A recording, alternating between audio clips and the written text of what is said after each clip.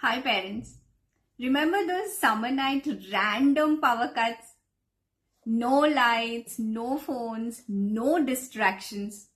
Just the warm glow of a diya or a candle or even that kerosene lamp, remember? And somehow the whole family would end up in one room, singing antakshari, making shadow puppets, and maybe even a game by that soft light. And it was not planned. But if you think about it now, it felt kind of perfect, right? So, what if we bring that back again on purpose? But not in an extreme way. Keep the fans, the coolers, even the ACs on if you must.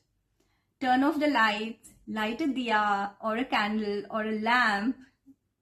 And if kids are not comfortable with darkness, it's okay. Keep a dim light on or even the full lights if that makes them feel safe.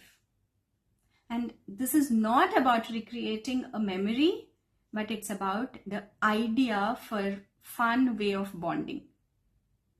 So put away the screens for 1 hour and sit together, sing, play, laugh, share snacks, share stories.